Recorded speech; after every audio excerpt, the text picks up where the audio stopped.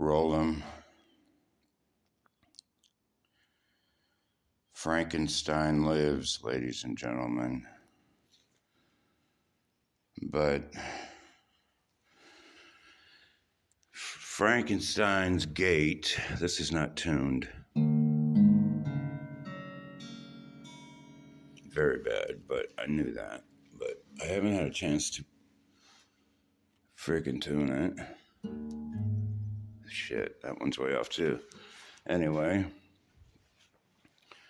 so today is I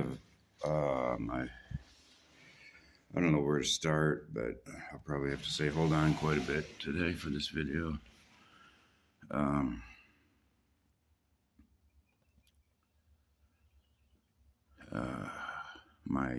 I guess the first thing I noticed this morning, couldn't help but notice, bro, that's badass.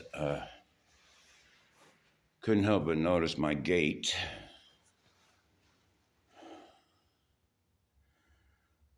Slowed down quite considerably today. I wondered why is that? I said, oh, because I'm dealing with so much pain in my back. And at the flip of a dime or a penny, or I know the potential of any part of my body, the bone structure can begin to hurt suddenly on this old dime. I'm a freaking warrior, dude. Ulf Christensen is in my heart right now. You are a soldier, you are a warrior for God. So stand up and take your sword and take your shield and start fighting. And don't sit down. I think it's very important in this day and age for a guy like me to say something. Also, is that we're not talking about physical violence or wars. I am way beyond anti-war. I'm an intellectual giant that wants to stop wars through the power of Jesus Christ and praying according to his will that the wars will be stopped. Believe it or not, the Bible, you can make the Bible say whatever you want to, but that's not the point. What you're really trying to do is find out what the heart of God actually is saying. And it says in the book of Psalms that he makes wars to cease unto the ends of the earth. Can you imagine Jesus coming here today and the first thing he does is he lands in Israel, then he takes a plane to, then he shuts down Ariel Sharon, sorry, I'm half awake, haven't had but half my coffee. Anyway, he goes all over the world and he just shuts down all the freaking wars. He's like, dude, shut up, sit down, put your arms down, or die. And like, isn't that going to be a beautiful day? That's the day that I live for, my hero, Jesus. He's going to do it because it's so absolutely retarded about where the world is going. So money is almost meaningless to me. I have some really important stuff to announce today, such as my biker's wallet, which has been with me since the day that my brother first gave me one when I was a teenager. I've probably had 10 different ones, but okay, back pain is knocking on the door. I got to sit down momentarily. Hold on.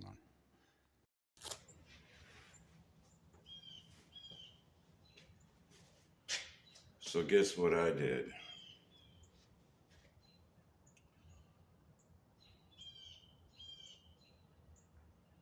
I left a message with the Democratic National Convention in Chicago, I think. And I said something like this. My name is James Patrick DeCawson, son of Edmund John DeCawson, brother of Maria DeCawson. and brother of Annette Dickerson.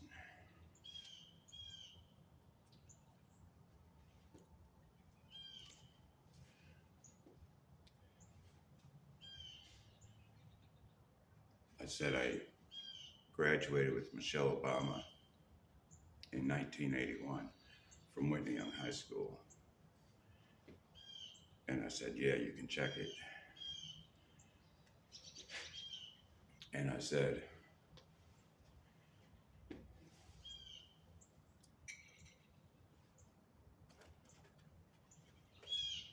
and I said,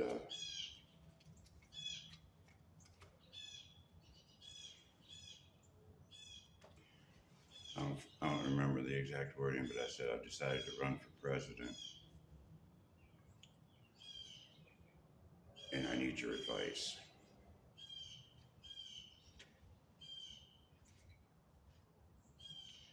Nobody can even, I can't even explain how scary of a decision this has been for me. And I have had to think it through for weeks now on multiple levels about what that is going to do.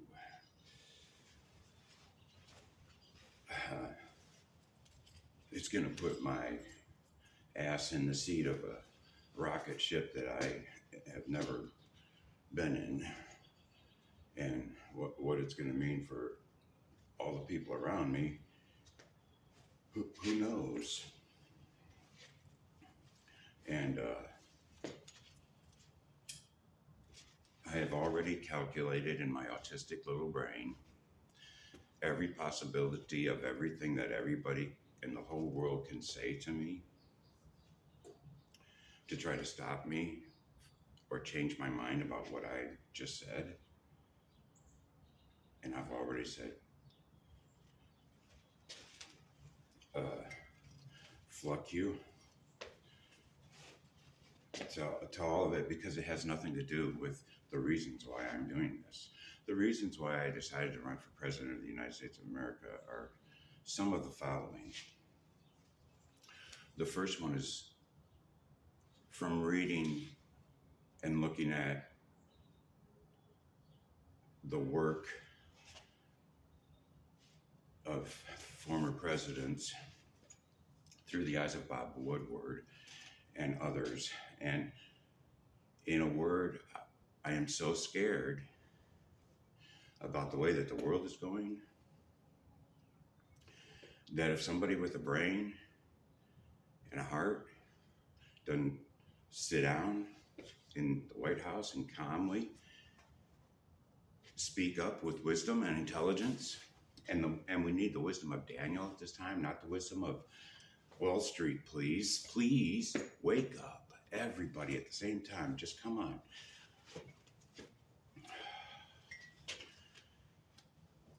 Fear is the biggest reason. Another reason is because of what I've already mentioned, the fact that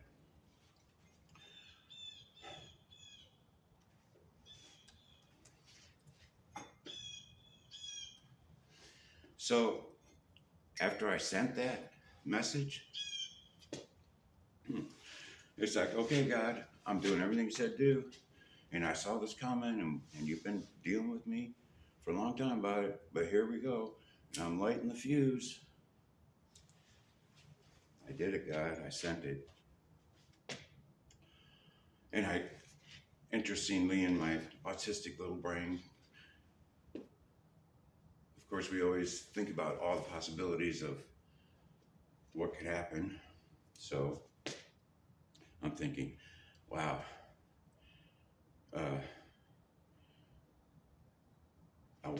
I wish I could see the look on the face and I wonder how the first person who reads this, if anybody reads it, of course, that's our other possibility. I wish I could just see the look on their face, whether he ought to take this serious or not. But and then of course my brain skips straight to the other possibility that hell, nobody's even going to look at that or see it. Who knows? But I don't see how it could miss. I don't see how it could miss getting some attention. And I was wondering, well, how long is it going to be before my phone start ringing and stuff? Oh, Jesus. Yeah, I have put this off as long as I could, but the great God and our Savior Jesus Christ, who gave himself for us, that he might redeem us from all iniquity and purify unto himself a peculiar people zealous of good works, began to deal with me. He's like, I'm like, I present my body. Here I am, God. I present my body, a living sacrifice, holy and acceptable unto God, which is my reasonable service. He's like, yep. And he said, referred to the fact that I've always done that since I was 18. And this is what it has led to, and I'm really happy and excited about it. But it's really intense emotionally, especially after coming out of a coma and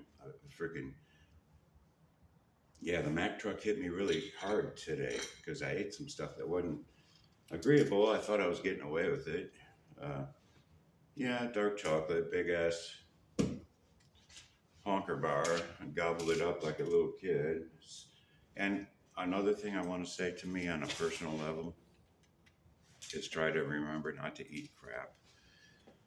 Okay, so I went to church, right? I went to church. I love my little church. They love me. Oh my God, I can't even get into it.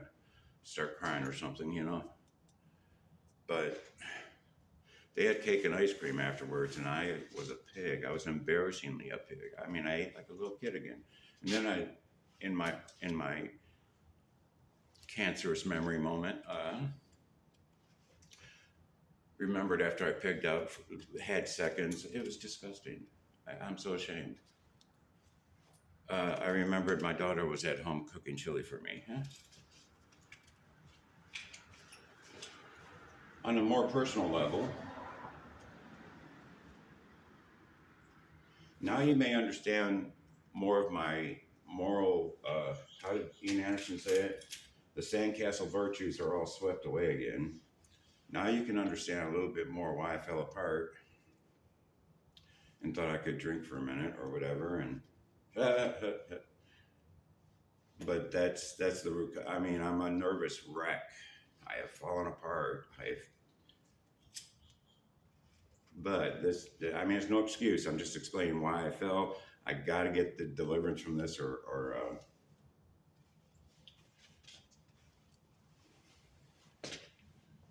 you know what? I'm going to tell you a little secret about me.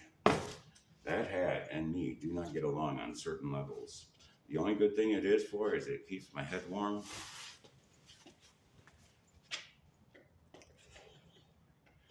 But then I can't hear. And that like turns half my freaking brain off. Can you relate? Scientifically speaking, I want to ask you a few questions.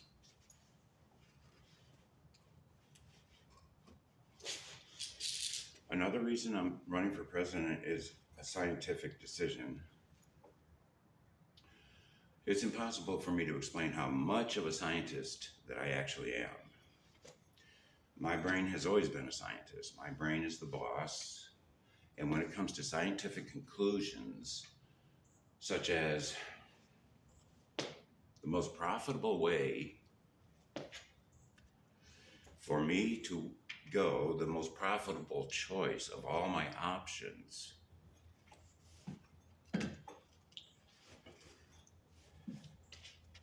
is constantly, viciously calculated in my very, very, very scientific brain. And thus far, it's caused me to be a pretty good carpenter. I can build anything anywhere. I mean, I could if I had the body. I used to have the body. I had the body, and I told the body what to do. For 30 years, I was a carpenter and built monstrously big and beautiful houses, and itty-bitty ones too, and high rises, and park. It just goes on and on. It was a lot of fun.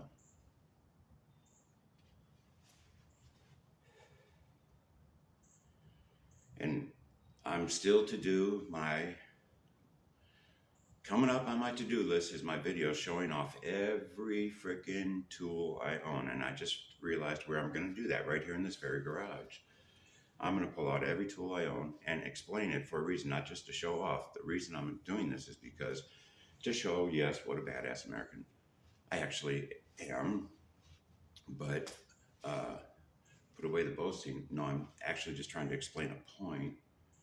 And that is that I have learned to use every tool in the book. I mean, if there's a problem, anyway, yeah, I can fix anything, okay, on a car. Of course, anybody can now because of YouTube, right? Whatever. I can play the flute. I can play the guitar. I can't play it exactly like Jimmy Page or Ian Anderson, but by golly, I've been playing since I was 18 years old, so I must know one or two things somewhere.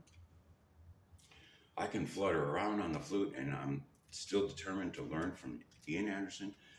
I know he's a busy man, but so am I. I really need a cup of coffee, but you probably don't think so because my mouth is running. I'm happy. I'm so happy. I'm like, Niagara Falls was my most cool experience, and so was the St. Lawrence River. My dad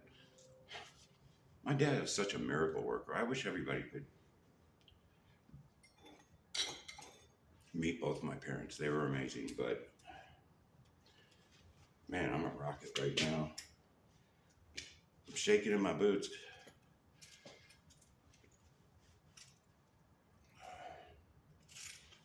Okay, I'm gonna have to be like, I'm gonna call this, I dedicate this to my miraculously beautiful and adorable and charming daughter and her baby, my grandson. And I'm gonna call it the, hold on, Dad. That's what I'm gonna call it. Hold on, Dad. She does it to me constantly on the phone. She'll be like, Dad, hold on. She'll put me on hold. All the time. I mean, if it was, yeah. So this is, hold on a minute. This is cold coffee. I need a coffee. Hold on, Dad. Dad, hold on. Wait.